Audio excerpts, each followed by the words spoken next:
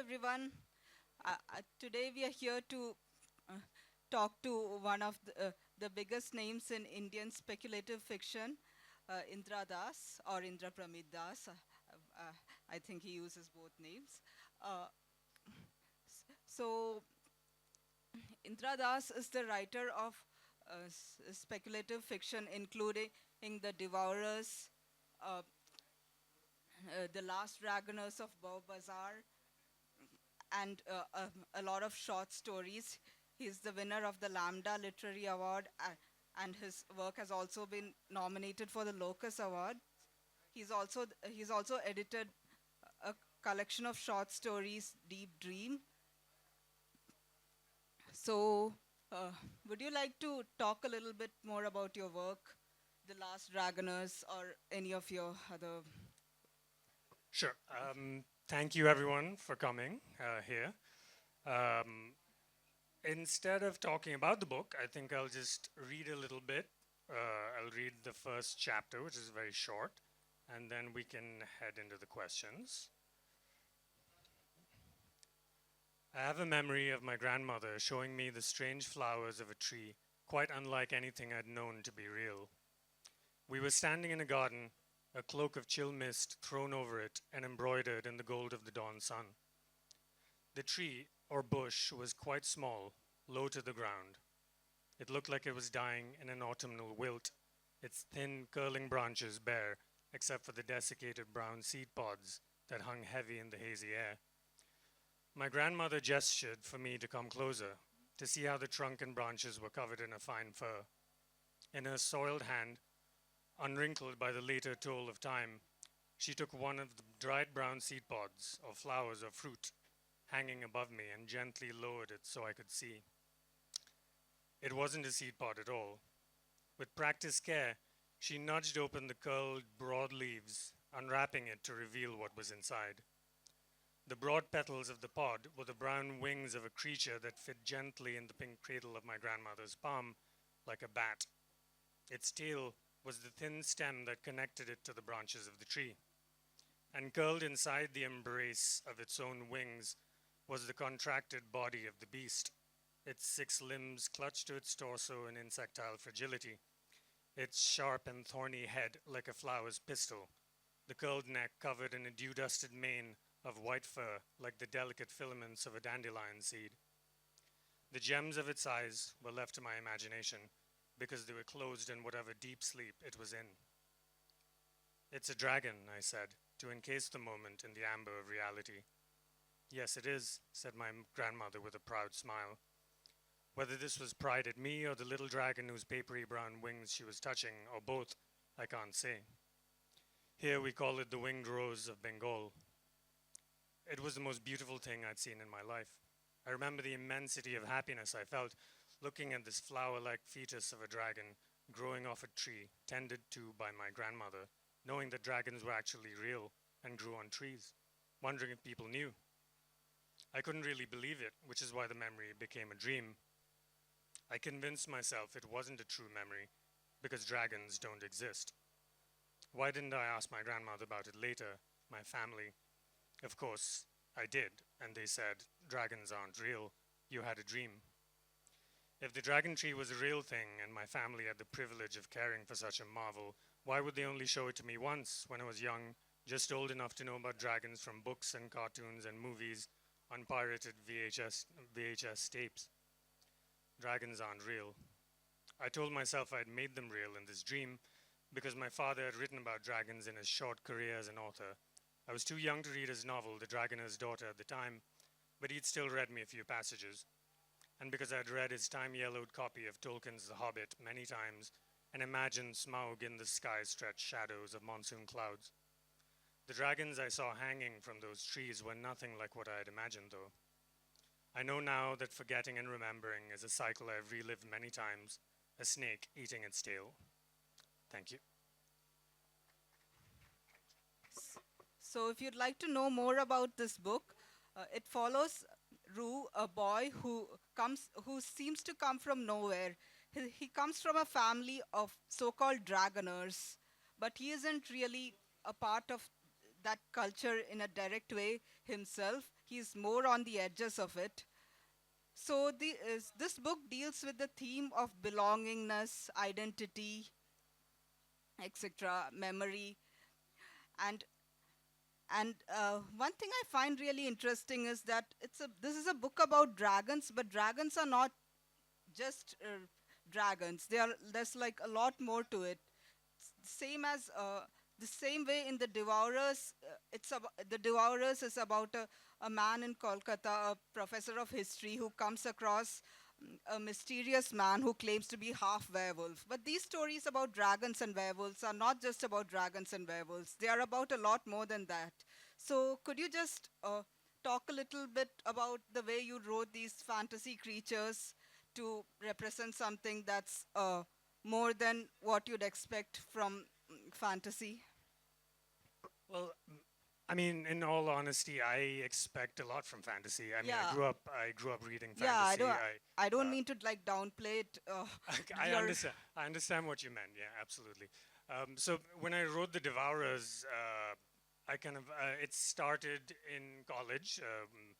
I was in college at the time, and it started with a little short story that sprung from this idea I got when I was at the Baul Festival. This is a festival of rural musicians in Kolkata, and I was watching them. It was in winter, and back then it was a lot more open. Like people were intoxicated. We were high, and the Bowls were singing, and it was very intense, and it was very misty. And there was this little kitten that came to me, and the stray dogs in the field that this festival was taking place in were kind of circling the kitten, hunting it. And so I kind of took the kitten up and protected it for as long as I could. And while doing that, while these bowls were singing this very kind of earthy music, and I couldn't understand most of the language in the music, but it kind of took me back in time, and I started wondering, what would it feel like to be hunted in this space hundreds of years ago? And that's where that idea came from. And then I started writing this story in college, and it, as you know from reading The Devourers, it begins with this person telling a college professor at a Baul Mela, just like I was at, and saying that he's half werewolf. And then I kept writing the story, and I started questioning why I had fallen on the myth of the werewolf, which is a European myth. And that's how the whole book came about, essentially, of me questioning myself and what a Western mythological construct like a werewolf would be doing in India. And it became this book about syncretism, about cultural syncretism and fluidity, and how everything is fluid. From sexuality, cultures, everything is connected. Everything travels, where the human species is so interconnected. So with the Dragoners, it started with a dream, actually. The first chapters relates the dream exactly as it happened. I dreamt that I saw my grandmother, not my real grandmother, but a grandmother in the dream, showing me this little fetus of a dragon hanging off a tree, exactly as I describe it in the book. And so I just wrote that down and saw, kind of saw where it would take me.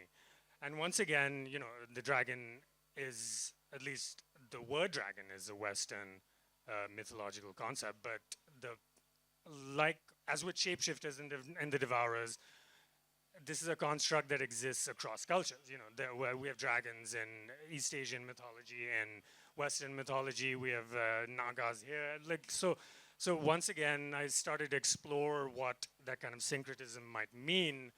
So I made it a story about immigrants, and I was writing this during the COVID lockdown, and there was a lot of racism kind of springing up in Kolkata over the Chinese diaspora, and there was these boycotts of the Chinese restaurants because racism. People were blaming the Chinese, and it was very disgusting and very kind of. I was so dispirited, and so I kind of linked this family that I was writing about to that kind of diasporic existence, because Calcutta used to be such a multicultural city. You know, we had these populations of Armenians, Jews, the Chinese diaspora, and they're still there, but they're dying out slowly, which is very sad to me. But that syncretism still exists, and it's so beautiful. Yeah? And Chinese, Indian cuisine, Calcutta cuisine especially is so, it's so incredible and it's so unique. So that's how I kind of got the idea of this family being caretakers of this culture within Calcutta, and that's why I focus on cuisine a lot, because again, food is a huge part of culture. It's sharing, and that's why I wanted to describe what an extra dimensional cuisine how it might develop within our world, within Calcutta. So yeah, those are the elements that kind of went into this book. Yeah, okay, that was fascinating. I, uh, After hearing the origins of these ideas, it made me really, think a lot more about this book. The whole Chinese element, like Ru is described as a boy from nowhere. He, in his appearance, kind of like people think he's either Chinese or from the northeast, but he is described as, in the beginning, it said that his family is the only family without an ethnicity, even though that's obviously not true, but that's what it seems like at first. And like there's also a Chinese, a character of Chinese origin, and the relationship with culture and identity does play a major role in this book. So I'd like to know a little bit more about how you come up with characters, and like the and uh, and the relationships between characters. So I'm not a very methodical writer at all. I kind of, as I said, I started with the image of that dream, and kind of just wrote and to see where it would take me. And I also tend to spend long stretches of time not writing and stressing about it, and then deadlines help. So essentially, this book started because the publisher in the U.S., Subterranean Press, the editor, one of the editors there, asked me to submit a novella to them, which is also why it's a novella. Actually, once I wrote the book, I was disappointed that I couldn't, turn it into a novel, because I was really enjoying writing it. But essentially, it was a deadline that kind of made me sit down and actually finish the story. So it's all very organic. I just kind of start with the image and start with a kind of hazy version of someone looking at the image, and then just see what happens and how this person interacts with this fantastical image. And so I don't even really remember how Ru, specifically came to be, but I do remember that Alice, the character who has a friendship with Ru, who's Chinese Indian and lives in the Chinatown nearby. She came about because the first draft, or like the first half draft of the novella, was it focused only on Ru, and that I knew that there was something missing. And then again, like it just became obvious. Of course, he's too isolated. He's too trapped within his family, which is why I introduced this other character, and I felt it appropriate to have a kinship with the Chinese diaspora, because again, I took inspiration from the existence of the Chinese diaspora in Calcutta.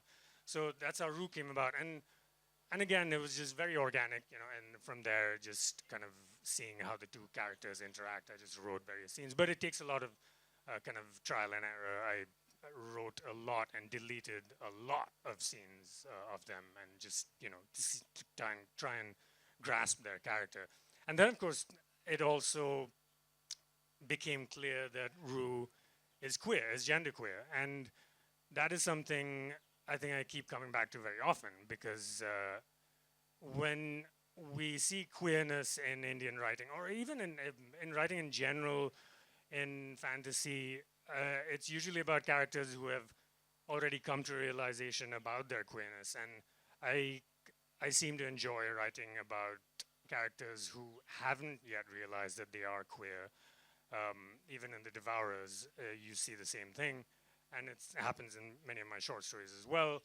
And I think it's simply because for most of my life, I did not realize that I I am genderqueer, and that's an identity that I see in myself, but I don't really talk about it in India because I don't feel like a lot of people would receive that information because I look like a cisgender man and present as one and have grown up as one. So it's something I kind of am happy to keep to myself in a sense, but which is why I that is a perspective that is I don't often find in fiction, and I don't need to see myself in fiction, but I do find it interesting to write about that perspective, to write about the perspective of characters who are queer but haven't realized it, because I feel like there are a lot of people like that in India, especially. So yeah, that was how another major part of Rue came about. Yeah, okay, that's fascinating. That was actually going to be my next question about queerness in your writing, but you already answered it. It's also prevalent, like quite a lot in the Devourers, like it's one of the prominent themes, and in this one, as he said, it's a prominent theme. So I'd also like to ask you a little bit about the city of Kolkata, which plays a pretty important role in both the Dragoners and the Devourers. So, yeah, so what's your relationship with the city like, and how has it played a role in your writing? So as one might accept, I have a love-hate relationship with Kolkata. I grew up there, but it is a very frustrating city. Like we're constantly in a state of disrepair and kind of collapsing economically, but at the same time, I love it. It's beautiful in its own way. I feel that the chaos of the city has its own kind of beauty, and even the decay of it has a beauty of its own. But now, so much of it is changing, and not in a good way. It's gentrification is happening again, like with all these old buildings being torn down to make condos for rich people, very, very ugly buildings, and at the same time, there's no jobs. So, people like me usually leave Kolkata and go to Delhi or wherever else, Bangalore.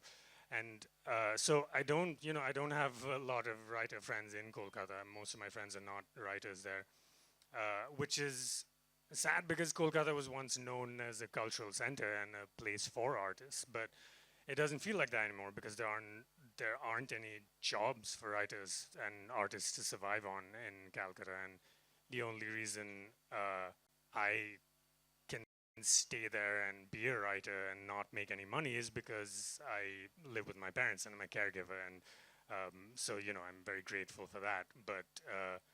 But yeah, it's a city. As I mentioned, I love its multiculturalism. I love how full of life it is. I mean, the cuisine, and I love its labyrinthine nature. There's always.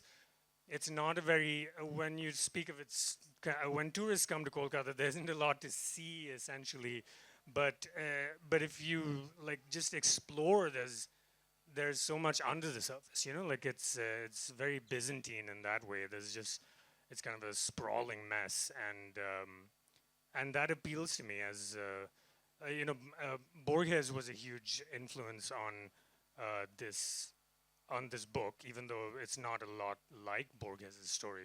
But it's that kind of nested nature of reality that Borges is writing about, and I feel like Calcutta is very plausible as a place that holds multiple realities that you can't see, and that's what I love about it. And I love there's so many stray dogs. I love that.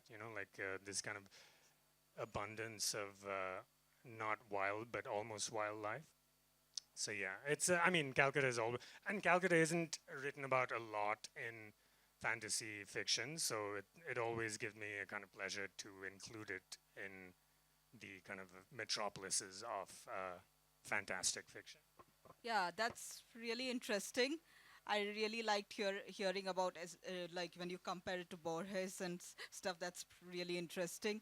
I'm also curious to know what's the difference between writing a novel and writing a novella, because this the Last Dragoness, it felt really intimate, really like contained in one place, while the Devourers was it spanned multiple timelines and more like geographical space. It's like it's it it felt like much larger in scope, while this last Ragnar's was really contained, really intimate. So, how did you like navigate the difference? What did you like? What was it like writing a novella after writing a novel? I wrote this novella, I mean, many years after The Devourers, because I'm a very slow writer. But uh, it was really just more a function of the fact that I was contractually obligated to write a novella. It That's why I had to kind of keep it to a certain length. I had a contractual arrangement to write a certain number of words. But I would have honestly loved to have turned it into a novel, and maybe I will one day. I wanted to include more passages of Rue's father's fantasy novel, of kind of the glimpses into their home world, or the fictionalized version of their home world that the family comes from. But yeah, it's like the experience of writing it was very different because I was, much many years older, and The Devourers kind of was written very piecemeal.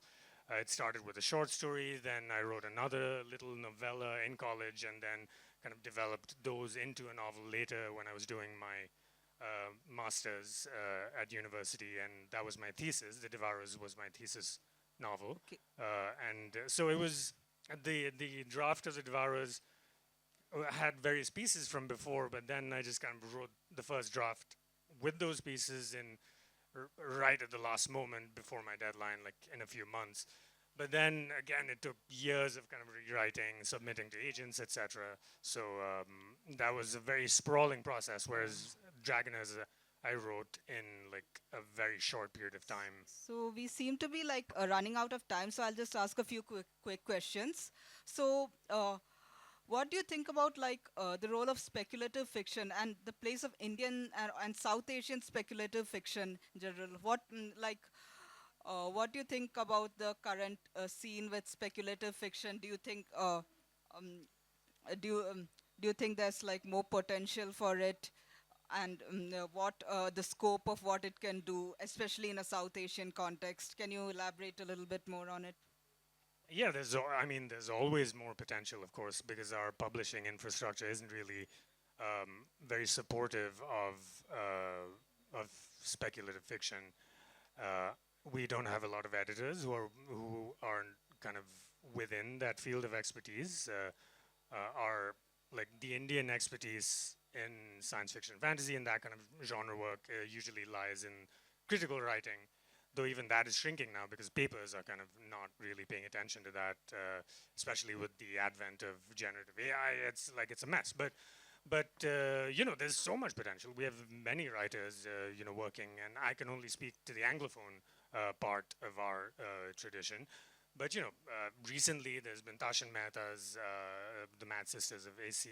Lavanya, Lakshmi Narayan, Samit Basu, Gautam Bhatia. These they're doing great work and interesting work, like really kind of stylistically diverse work, and it's not easy to kind of lump into one kind of tradition of Indian fiction, and I like that. It's very kind of crosses genres, which I also try to do. Genre genre divisions are not something I really care about for my own work. Like I don't care how people categorize my work, but I find they're helpful when you're discussing art. When you're kind of archiving it and discussing it. So in that way, I think there's so much potential. We barely have any magazines that solely publish science fiction, fantasy. We don't have any awards, so we're very kind of spare in that way. But there's plenty of writers doing the work, and there's so much potential in this country because we have so many cultures and so many mythologies to draw from. And like as with magic realism in Central and South America, it came about from that kind of intensity of kind of cultural turmoil and this kind of surrealness of the lives we lead in the global South. So yeah, I think there's so much potential for it. Okay, so my last question would be like, your book seems to be in conversation with many other books. Like you've mentioned a lot of different like fantasy uh, novels while talking about like The Last Dragoners. You mentioned Tolkien, you mentioned Ursula K. Le Guin, you mentioned the Dragon Riders of Pern. So, yeah, I'd like to know a little bit about your influences and what you'd like to do, that what you're doing that's like similar to them, also like different from them. As Le Guin, of course, was a huge influence. Even though, once again, the book isn't really a lot like the the fiction of hers that really influenced me, which was the Earthsea novels. But it was her kind of. I think she writes some of the best dragons in fantasy. You know, they're so beautiful in her work in the Earthsea novels. And they're just gorgeous, and they're they seem like divinities in her novels, which is the kind of feeling I wanted to capture in this one. But there were of course tons of influences, literary influences, but also with this novella, I wanted to create kind of a literary equivalent of various anime that I'd seen, like Miyazaki, Isao Takahata, Makoto Shinkai. Um, these their movies were a huge influence on this book because I wanted because one of the movies that most influenced me was The Tale of the Princess Kaguya, which was by Isao Takahata. It was his last movie before he died, and it's absolutely beautiful and heartbreaking, like just heart wrenching, and it's based on this folkloric tale of a girl who's found by a bamboo cutter inside a bamboo shoot. This little girl, and she grows up to be an adult, and then eventually they find out that she is from the moon. She's a princess, and she has to return to that realm. So I don't want to give away too much about my book, but it kind of follows some of the contours of that, but I wanted to kind of capture that heart-wrenching beauty that I saw in those movies, and also just the sense of communing with mythology and magic. I mean, in Spirited Away, for example, the scenes with the dragon are so stunning, and they were absolutely such a vital part of the inspiration for this book. Just the way the protagonist and the dragon, that relationship that they had. So yeah, all of even Makoto Shinkai's work, Your Name, etc. You know, they're similar in the sense of two young people navigating the harshness of reality by kind of living in these two worlds and kind of navigating reality with unreality. You know. Yeah, okay, I can now see the connection. I hadn't really thought of connecting this book with the works of like Miyazaki or Makoto Shinkai, but now I can really see it. Anyway, so I think we are.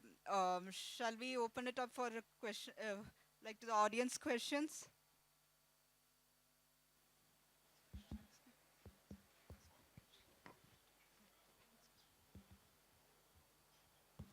What one gathers from your chat is that you are a product of a labyrinthine Calcutta with all its mythological atmosphere like the Babel singers.